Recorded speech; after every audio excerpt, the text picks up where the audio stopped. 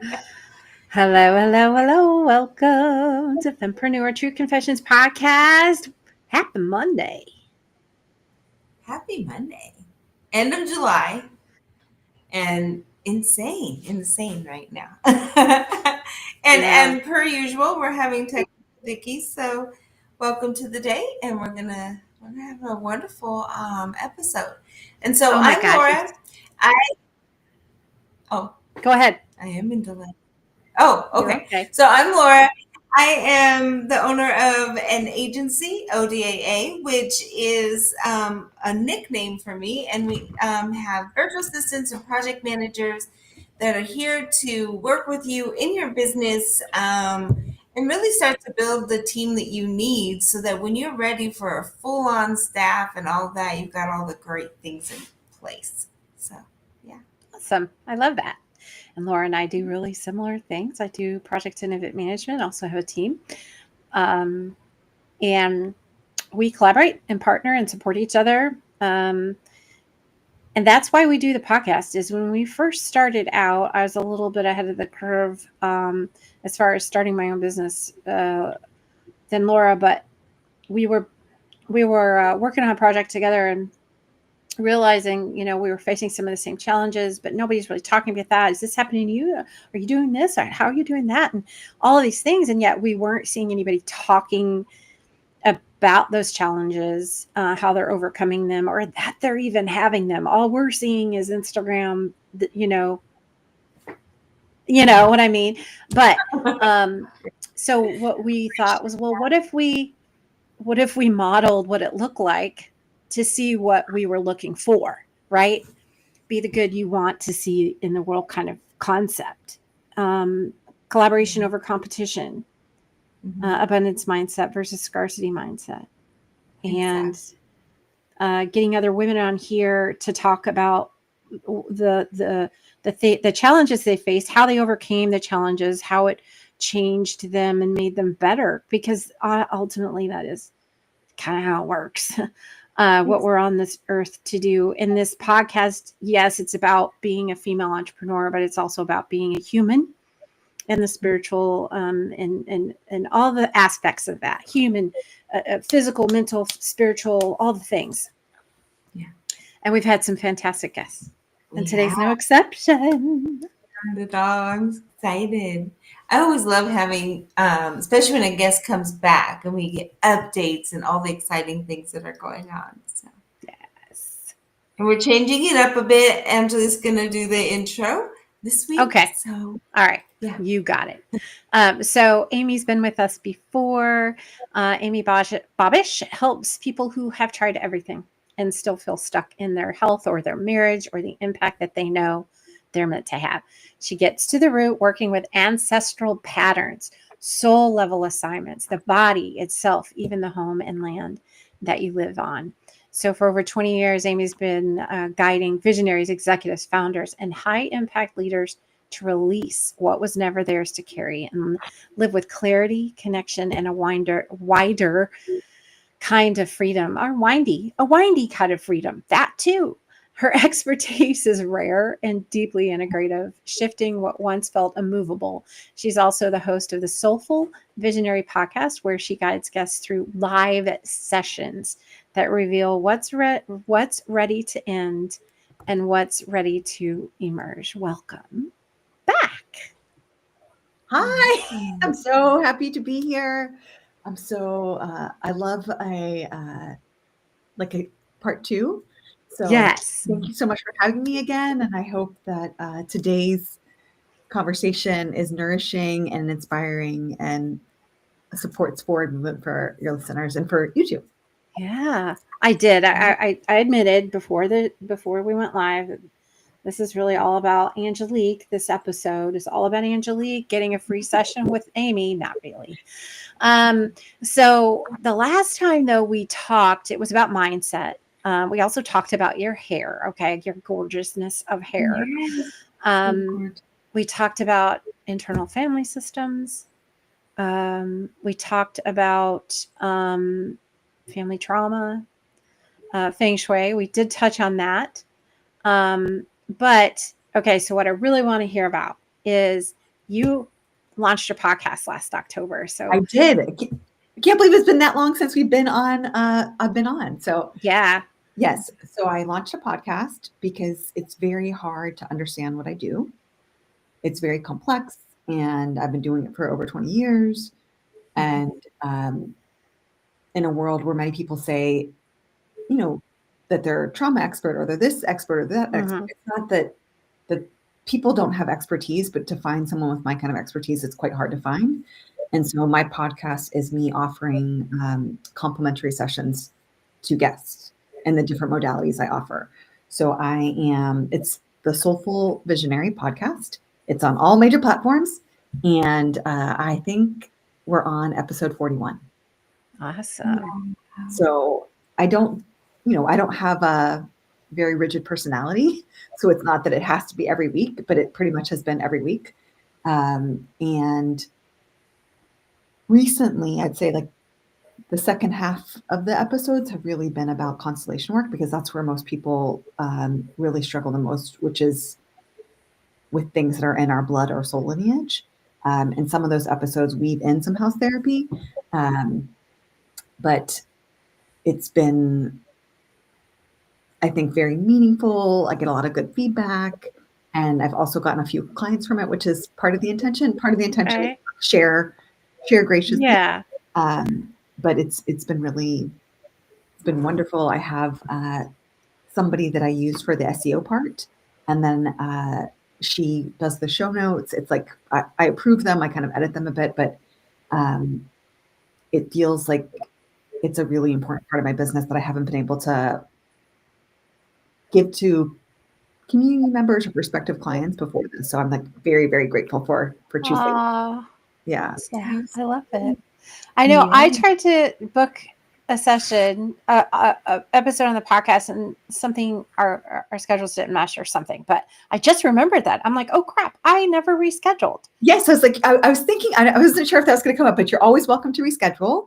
And especially in this kind of case where I've been on your podcast, there's some reciprocity, those kind of things, because I oftentimes, I'm sure you two get this all the time, where PR people pitch to you and say like, oh, can this person be in your podcast? And when people send me those kind of emails, I'll say, I want your potential guest to listen to at least 3 episodes. Oh, that's wonderful. I ask them to really make sure that it's the right match. And if I don't know them at all, I ask them to pay for a session with me, because oftentimes the people wanting to come on my podcast, they want to have like a regular kind of meet and greet. And I'm like, no, my podcast is a session with me. And people, those kind of PR requests, I don't think that those their clients want this kind of work.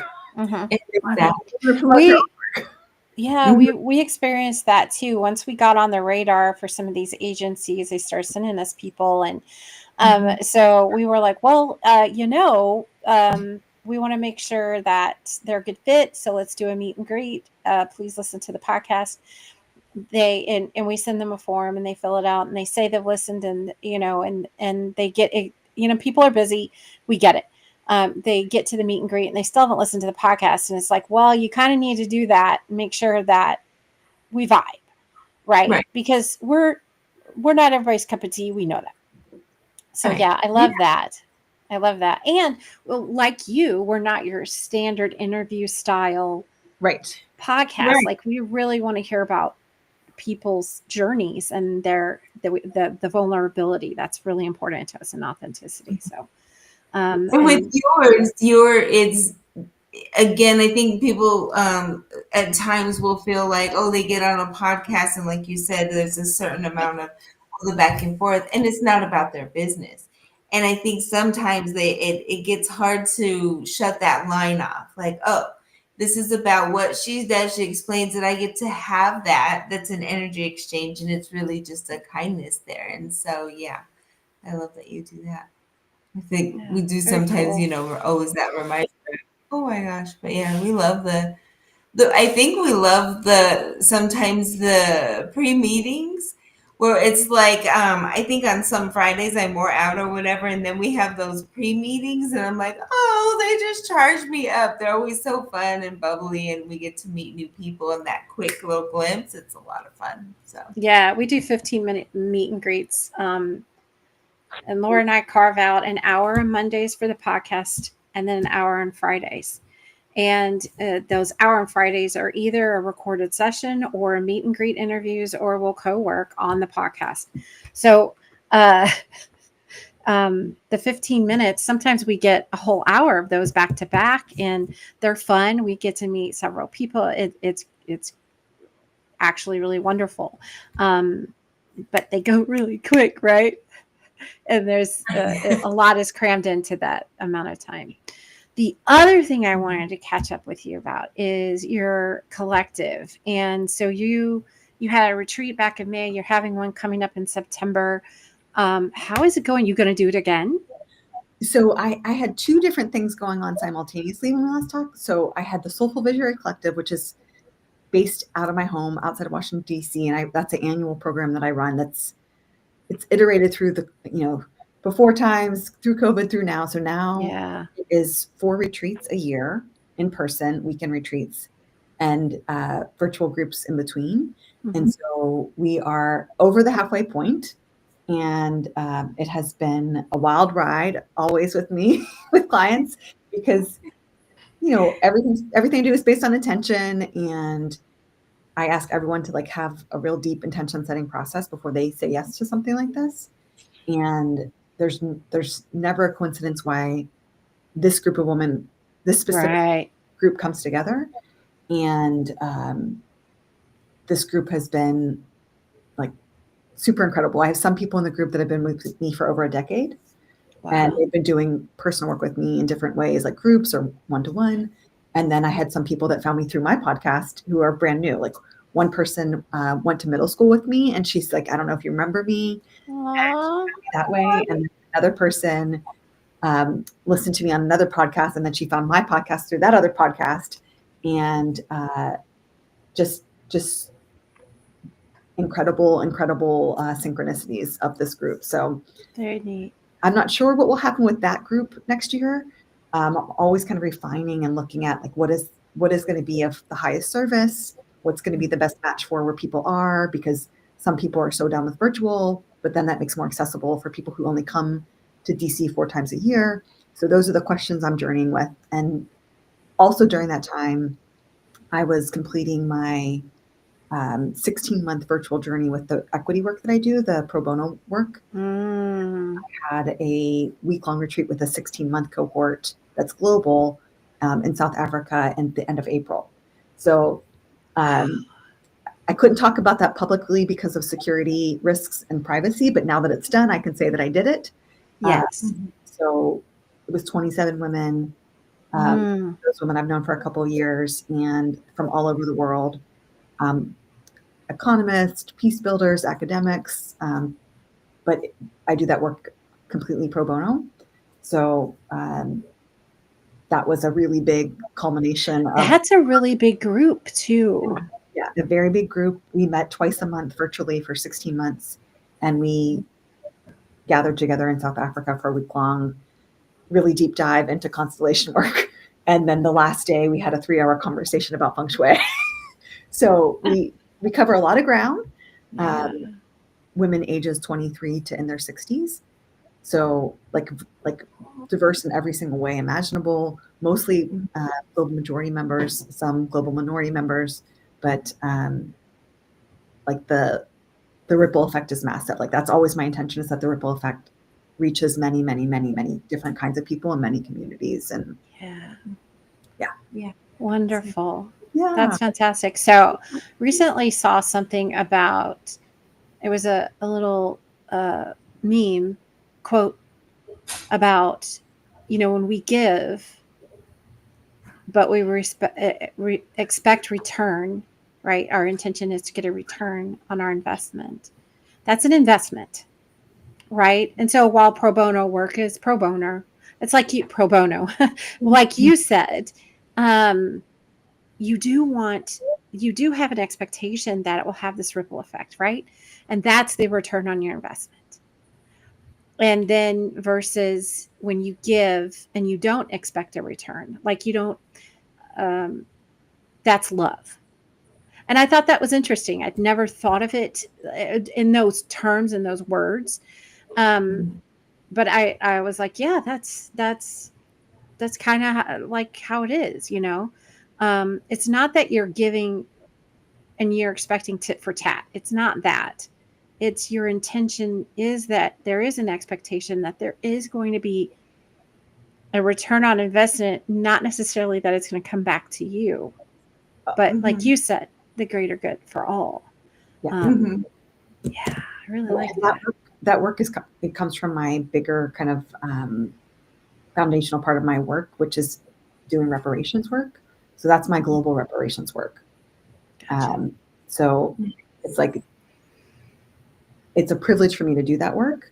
Mm-hmm, I have a lot of privilege and I have a lot of skill, and those women usually would never be able to access someone like me with my skill set. So it's like very intentional of like the why that I do it that way. It's like, because it just, there's so much inequity in this world that this is one way that I can contribute, but it's really not about me. Yeah, yeah. Yeah. Very cool. So you mentioned a 3-hour conversation about Feng Shui. I think it's so cool you could talk about that one thing for 3 hours, you know, like probably uninterrupted, but I'm sure you answered a lot of questions. So when you're talking about that to people like us, like female entrepreneurs, right? Yeah.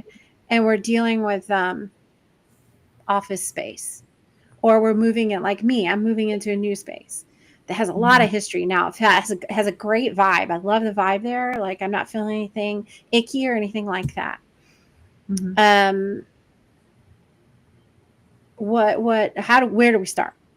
So we start with most entrepreneurs, we're not stereotyping anybody, but most entrepreneurs have a lot of like what I would call the doer in them, the one who does, Yeah, and yeah. productivity. And if I put my mind to it, I can do it.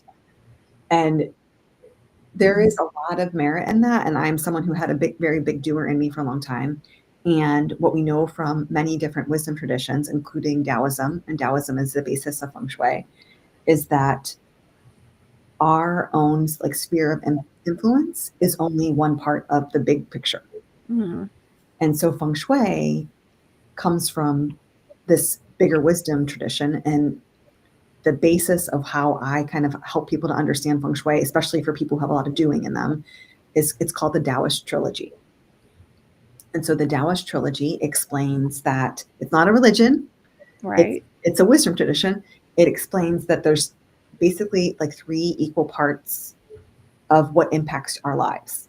So the first part, this is the part that your listeners, entrepreneurs, most people that I work with understand human luck. And human luck is shame work, somatic work, belief work, all of our stuff. Like that is all in one part of luck. The second part is cosmic luck. And cosmic luck includes ancestors, karma, astrology, the cosmos. Okay. Like the bigger Right. theory. Most of my clients understand those things too. I don't know about your listeners, but most of my clients understand those 2 lucks. And I think that that's all that there is. They want it to be like 90% human luck and 30% cosmic luck. Cosmic. It's actually not that way. Yeah. It's actually 30, 33, 33, 33. And the last luck is earth luck. And before I found Feng Shui, I was very into land and like stewarding land and creating sacred space. But where I was punked was earth luck, because our homes and our offices, that all is a part of the 33%. So if you have put your mind to something, you've worked through the ancestral layers, you have your beliefs in check, but it's still the needle is not moving. Oftentimes it is related to the land or the space that we're in. So most modern day people do not have the lineages, and it's not just Taoism, many, many different traditions. I have clients from all over the world. Many different wisdom traditions teach energetic principles. They wouldn't say they're energy principles. It's just like, this is just what my grandmother did, or this is what my aunt did. Yes. Those kind of things. But it's really lost in Western modern culture. Hmm.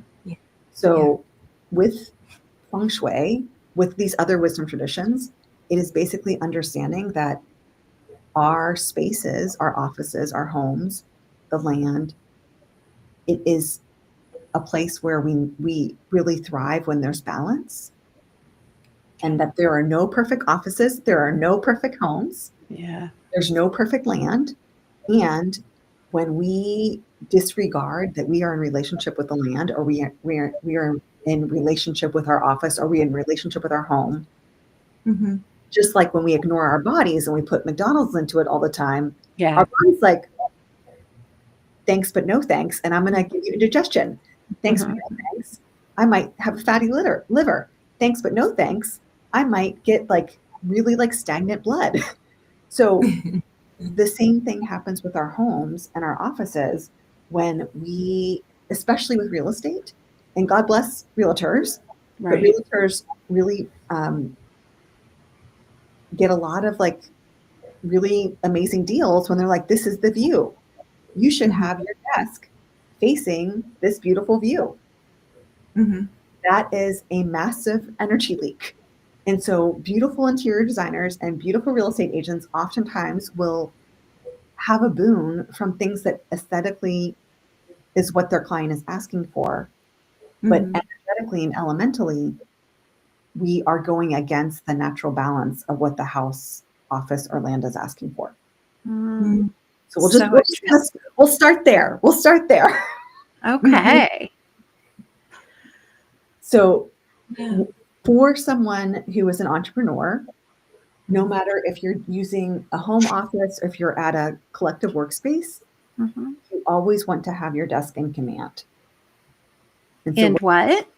Command. Okay. Command position. And so command position means I have my, this is going to be on a video, but some people are going to listen to this on an audio. So if I have my head facing forward, I can see the door without turning my head. Gotcha.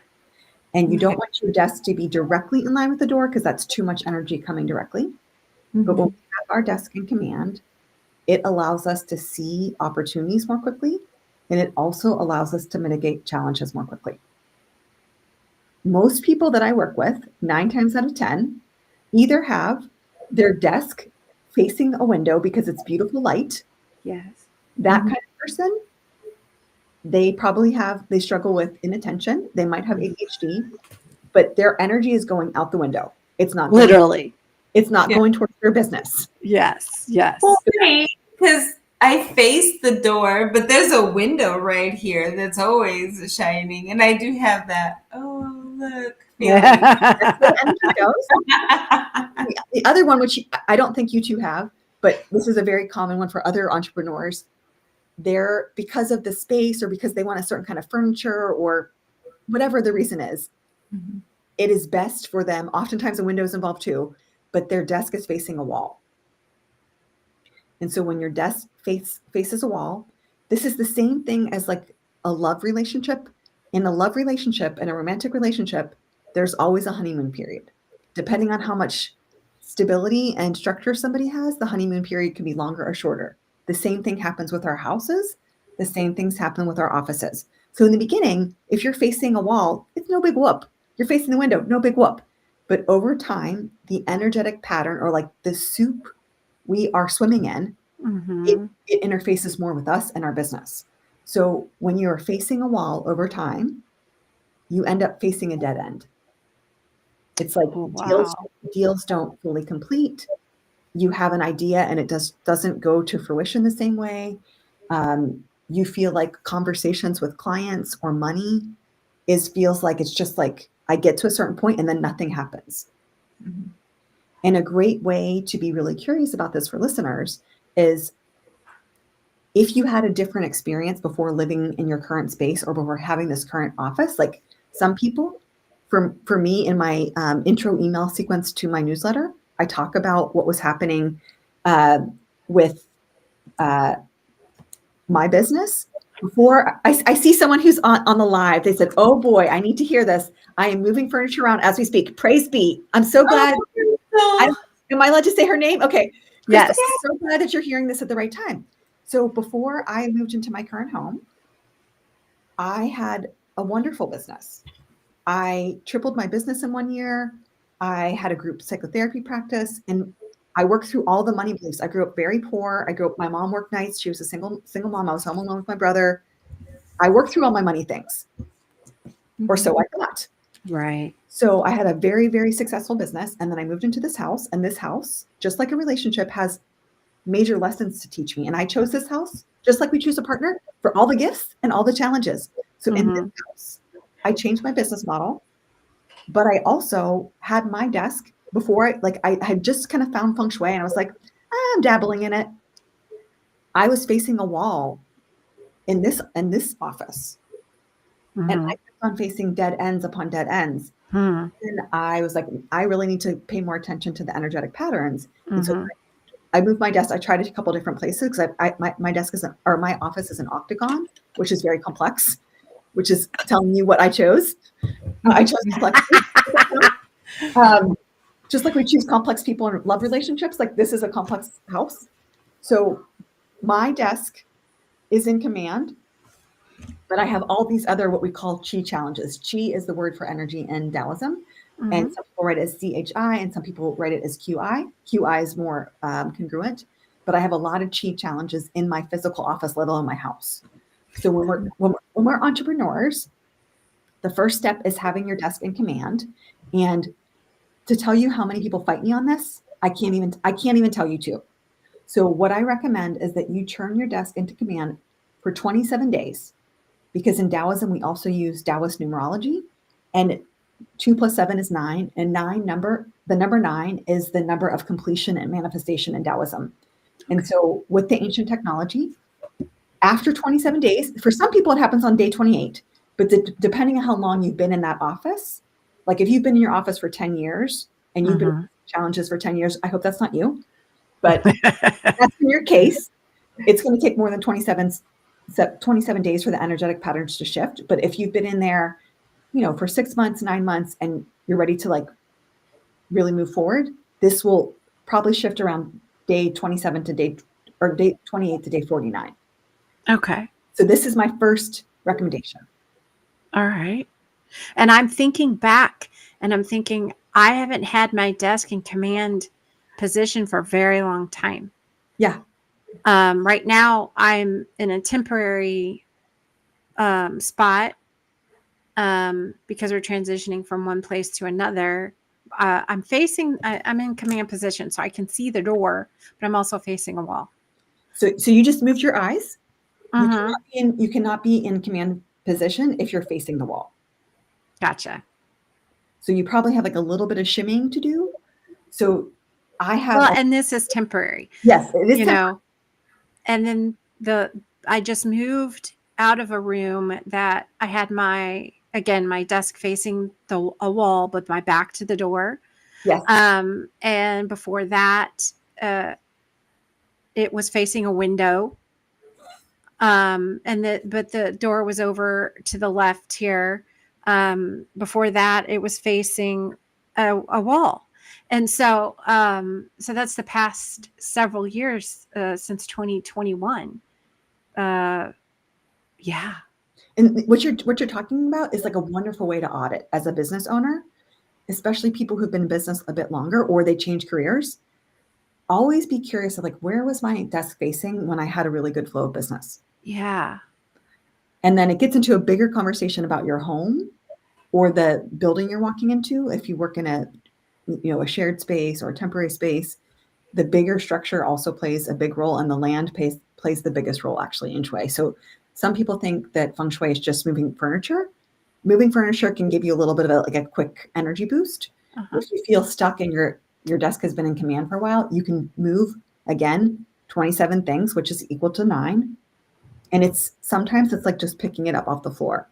But if you move 27 things in a space, it can help the energy to start to move.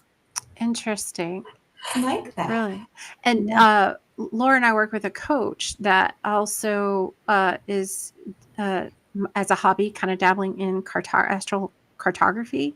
And I would, and so it's kind of reminding me of that too. So interesting that where we are on the earth in conjunction with where we were when we were born, and how that energetically affects, like really affects us. And I have an astrologer that was in a business mastermind with me. Her name is Astrology with Heather. And she has a great like YouTube channel, and she's very active on Instagram. And she has worked with me in Feng Shui a bit. And so we've had some beautiful conversations. And I think we're gonna have a conversation this month on Instagram. I don't know, but about astrocartography and Feng Shui. So with astrocartography, you can find out, like, as a business owner, where's the best place to have a most, like, you know, to publish my book or to write my book, or to where should I hold a retreat. Some of us, for many different reasons, cannot travel to those physical locations. So what you can do as a hack with a really good astrocartographer, you can find out where those places are on the map. And let's say that you can't go to the middle of China because that's where your IC line is, and that's where you'll have like amazingness. You could go online, because we live in these modern times.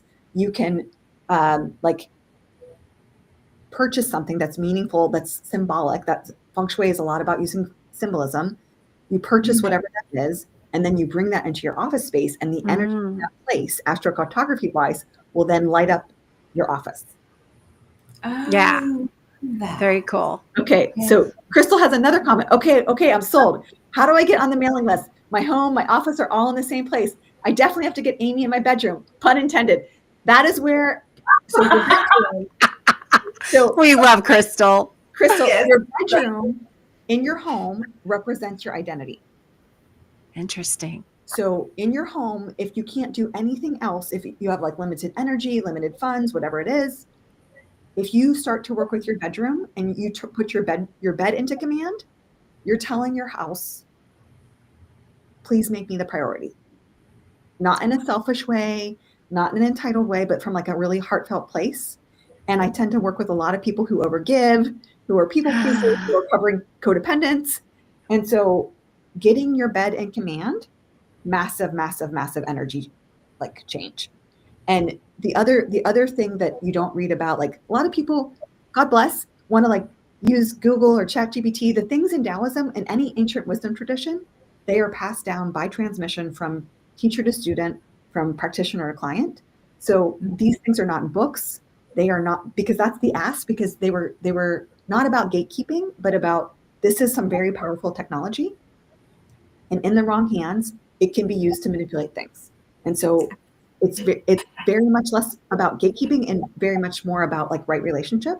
And so when in our bedrooms, if you're going to start to make some of these changes, the other big recommendation I have is find out the name of your home. It has its own energy, it has its own essence, and this will tell you a lot about yourself and probably lineage work. But if you feel like, I'm naming my home, it has its own soul. Just like your business has its own soul. So when you come honestly to your home to partner with it, you're coming with like humility, like, hey, I might have taken you for granted. Hey, I might have like always chosen the cheap way to take care of you. And like, I see that it's compounded into some big mess sometimes. And it's like a very, like, it's just like when you have a family member that you're like, we've been estranged. How do we repair? Let me come to you with dignity and respect. Let me come to you honestly. So all of that is a part of like the reverence that Feng Shui has taught me, that I can come to my house and now that I'm in right relationship with my home and my office, my home is a sanctuary. Everybody that comes to my home, I hold retreats here. They're like, your house is so amazing, Amy. It's not because it's Amy. It's because Amy, my home's name is Magic Villa Evie. Magic Villa Evie, she is of a certain age, and I have to respect this woman. Every home has an archetype in Feng Shui based on when it was built. And so my archetype is the director. And you can imagine, as project managers, she wants me to come to her correctly. I have to ring a bell and I have to have a conversation. I have to write out what my intentions are. I have to write out what I'm going to get done with her. It's a whole thing. Not everybody has a director archetype home, but this is the house I chose. Yes. So that tells you part of my life is more organized. Yeah. So, Yeah. so to Crystal and to other listeners, okay, Crystal says, I'm the third generation to live in my home. It has a whole history. Amen. I want to embrace that and have it help me move forward with abundance and prosperity. So this is another theme that a lot of people don't know about. Crystal is living third generation in a home, but all of us, unless we have a brand new build, our homes and our offices have a history. We call that predecessor chi. So predecessor chi, it's just like when you go into a relationship or you hire a client that has been with other people, they bring the history. So it's like, what happened in this house before I lived here? The history of this house, I didn't know when I bought it, but all the neighbors in my neighborhood know what happened in this house. And so I have had to heal this house in a way that I never anticipated. But the healing that I did in this house was me closing the door with myself as a trauma therapist. This house has been through so much trauma. The previous owner and their family have been through so much trauma. And so literally I have done more clearings than I've ever had to do in my life, and like updating her operating system, updating the DNA, the energetic blueprint that she carries, because she's like, oh, are you going to do what those people did to me? The woman that lived here, she was a magistrate, and she was a very vibrant person. She used to Girl Scouts camp in the backyard, but then she had a lot of trauma and a lot of mental illness. She became a recluse. There were trees growing out of the roof, vines all in the house. I have a bay window in the front. The bushes grew. Wow. The bushes became trees, and she was a hoarder. There was mold and all kinds of things. And even though someone came in the middle and rehabbed the house and flipped it, right, she just had so much, like, you can't just give me a facelift as an 80-year-old and expect everything's fine here. Right. Liposuction isn't going to do this. Yes. And so when I started to communicate with her, at first it was like a grandma that no one comes to visit, and she's like, I need this, I need this, I need this. I was like, slow your roll, lady. Like I'm going to be here for the long haul, but like she was asking for major rehab, and she just like finally like I'm sure when you two go into a business and they're like, you guys are here, let me tell you about all the jacked up stuff that I've been doing. And like, here's the back end, the mess. And it's like, you're like, whoa. You're reading my mind. Yeah. So the wisdom of this tradition is like, oh, there's a lot more here than just moving furniture. And I have a new little mini class that is like, it gives you so much for 6 lessons. It's $99. It's very, very easy. And you can listen to it at your own pace. It's like foundational to help clear things up for people who are like, what's this feng shui? Is it really just like amulets and talismans and moving furniture and painting my walls a certain color? I'm like, it's way more than that. Like, there's some people that works for, and that's great. God bless. But for most of us, especially people who are in like what Crystal's writing in about, she's in a home that has lived through 3 generations of ancestral patterns, through historical patterns, through community patterns, through land patterns, through water patterns. That's some deep energy she's in. Yeah. You could say it, deep shit. So you're okay with that, yep.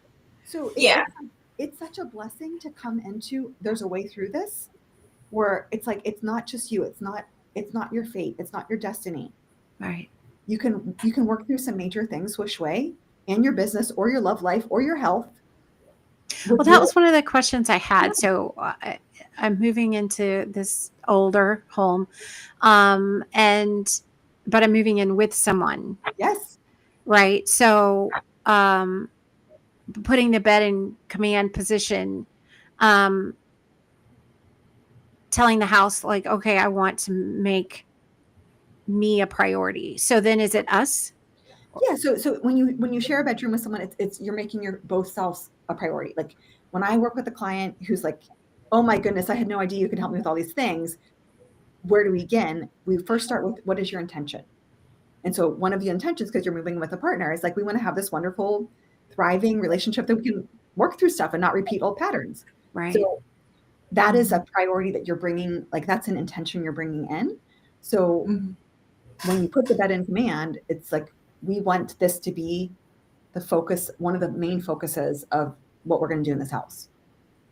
And not know if you're buying a new bed together, not knowing any of that stuff. If you can't buy a new bed, if you're bringing a bed that has been with relationships with other people, you can clear a bed. No, no, it's just our bed. Okay, just your bed. And so the first place before you do anything else, if you have, when we're moving, it's usually a big budget experience. If you can buy new sheets that feel like luxury. I wanted to do that. Okay, I'll do that. So whatever that means, like everyone's aesthetic is different. There's no one aesthetic in Shui. Like whatever, it's like, oh, I step into these sheets and I feel like the queen that I am. I feel like I'm taking care of myself, because when we take care of ourselves, our house takes care of us. Same thing. When we take care of our house takes care of us. Like it's an infinity loop. And so the second recommendation I make is paint your walls. And I know it's a cabin. It's probably harder to paint, but like bringing in something to adorn, put an adornment in your bedroom wall. That would be that speaks to partnership. Would be so we're renting. So the landlord's like not completely renovating, but doing a lot of renovation before we move in. Okay. So the walls, the ceilings have been repainted, the cabinets have been repainted, the floors are new, and new light fixtures, things like that. They even painted, I think, some of the outside. But anyway, yeah. So it's already been painted and new floors. That's amazing. Yeah. Is the cabin wood on the inside, like log cabin? Okay. And when you say it's been painted, has the wood in the inside been painted, or is it so the walls are plaster? Okay. That was built in the mid-40s. But plaster with wood in between? I mean, I don't know. Okay. We can't see, like it's a wood, what do they call that? Stick built. Okay. Yeah. And when I say cabin, it's got like the wood siding. Yeah. That's been painted. So it's not a log cabin. Okay, it's not a log cabin. Necessarily. It could be, but yeah. So there's also stone. This is the other thing about Shui is like, in your mind, it's clear as day, but working with, when someone works with me individually, I ask for the blueprint or a hand drawing of everything under the roof line. And then that's like the way of getting consent. Like instead of a business contract, I mean, I do have a business contract for Shui too, but this is the esoteric part. So understanding the blueprint, and no one has to like take out a ruler. You can if that's your vibe, but getting the actual blueprint is the way to kind of work with the entirety. So not knowing, like you don't even know yet what's on the inside, it's hard to get into some of the other layers of Shui because we work with 5 element theory. So in Taoism, it's wood, earth, metal, fire, water. So looking at those elements, that's part of what I do when I'm looking at like what's in balance, what's out of balance. And we look at like the architectural design. And so the architectural design also lets me know what's the gifts and what are the challenges. Yeah. Very cool. Awesome. I love it. Yeah. I know it heard, I think we were talking in a group once, all of you, me, Angelique, and a couple of others about the southeast wall. And so my back is to that, but I face a door, like a big opening out. But I was telling Angelique a couple weeks ago that we got new internet, and they insisted on putting it right here in my office, right up under my desk. And I was so agitated. I kept saying, we've got one that's upstairs in another room away from my office, that's already established. Like you could really just, no. And I was so agitated that they insisted on putting it on this wall down here. And now I'm like, I got to figure out what to do with my desk because I don't want to sit right next to this monitor. It's the The router. modem, the Yeah. router. I was like, I don't want to. Yeah. So Laura, you're bringing up a really good concept here. So there's different schools of feng shui. And so what you brought up with the compass directions, so you said southeast. So Mm-hmm. compass is more of a traditional way of doing feng shui. And Mhm. there's many different schools. And this is also why we don't Google it. Um, because it can be a little bit like, what do I do? So I practice what was brought to the West. So an ancient lineage holder from China, Professor Lin Yun, brought the modality to the States, and his form or expression of it, he's like, we can't use compass fully because it's not China, it's different. And so his modality is called BTB feng shui. So that's the way that I practice. I understand compass. Sometimes we double check with compass, but BTB is it what you're referring to is the Bagua map, which is the energy map for the office or for the house, for the space. So BTB kind of makes the map opposite. So it's really good when you are having a challenge, let's say with your business. You can do a reading of an office, both with BTB and compass, to see which part is actually more congruent. And your house can also let you know what is the more accurate reading of the house or the office. Okay. That makes sense. Interesting. So, and with the router piece, so the router is in feng shui, it goes very deep. So the router, I would say, is related to electricity, which is related to the nervous system. And so part of it is when you think about our home kind of mirrors what's happening in us. So anytime you have electrical problems, wiring problems, internet problems, that's all nervous system work. And it's also like anxiety or worrying, those kind of things. So the nervous system gets really stabilized with earth and electricity. Grounding.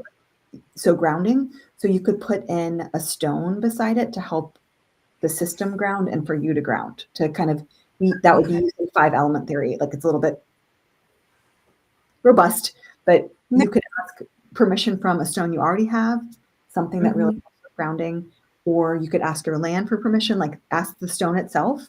I have something that's not a stone here, but it's stone-like. So I would ask, do you want to collaborate with me or co-create with me to help stabilize the internet and stabilize me and stabilize the house and stabilize my office? And it's like, okay, let's do it. So then I place it down and it just does its work. That is so cool. I love that. Yeah. Oh my gosh. Yeah, I can't believe the time has flown. Here we are. Saying the same thing we said the last time. We got to keep talking. It's like, when you sit down with your girlfriend and you're just chatting away, and next thing you know, the day is gone and you've done nothing but talk. But how much, look how valuable this conversation has been. Again, for me, but I'm so glad Crystal was here with us today and dropping some comments to let us know that this has been helpful for her. We hope that if you're listening later or you're listening today, that this has been helpful to you. And we really, really appreciate you dropping comments and letting us know that you enjoyed it. We didn't get to talk about this beforehand, Amy, but I do have, you talked about you have to send us the link for the $99 course for sure. But the last time you had a link tree that had some free stuff on it. Yes, I have prolific amounts of free things. So I'm happy to put my link tree in. I'll send that to you afterwards. And then, my podcast, I have a lot of house therapy episodes on my podcast. So you can listen about love, about finances. I have all different kinds of guests on. The titles are pretty clear. I have them on my blog if you'd like to be like reading a bit more before you want to listen to an episode. So I have all those things. And then I have the one-to-one house therapy with me, which, it's something you get a lot of, you get all of my skills for 3 months. And so we really do a deep dive. We go into your land, we go into the house, we go into the office. Sometimes if you have a car, we do the car too. So whatever's in your land, property. Ooh. And I would love to do a car thing because I used to camp out of my car, and I'm going to start doing that again. So, like basically living out of your car, right? Yep. You know, So you can feng shui RV life, so van life, Airstream life. So all of that, we can do it micro or macro. And whatever we work on together in those 3 months, it will prolifically, like, people come back to those processes that I've done with them for years to come. Nice. So it's not like you have to get everything done in 3 months, because you'll see how in depth it is, but you'll be able to have what we work on, and it'll be a foundational aspect for your business or for your family or your health, whatever we're working through. You'll have it for a long time to come. Awesome. Makes sense. Well, thank you again for coming back and visiting with us. It's been fantastic. Yes. I'm glad I was reminded about your podcast, that Yes. I need to book that. Yes. And we'll be sure to drop all of Amy's links in the show notes, and all the freebies and all the things. And we hope you'll go out and listen to her podcast as well, and look at how to become a guest and work with Amy, because obviously, like Crystal stated, just this time with you has been so valuable. So thank you so much. Thank you for having me, and I hope that everyone who finds this, it's really meaningful and helps you move forward in the big life you came to live. Yeah. Love it. Thank you so much. Yes. So I forgot to look up who our guest is next week, but I'm sure it'll be great. And we hope you guys all have a wonderful, wonderful week. And if you're still interested in helping us beta test our new membership, go to ftcpodcast.com and click on the community and check that out, and let us know if you'd be interested in that. And we'll send you that information. We hope you guys have a wonderful week. Thank you for spending this time with us. See you guys next time.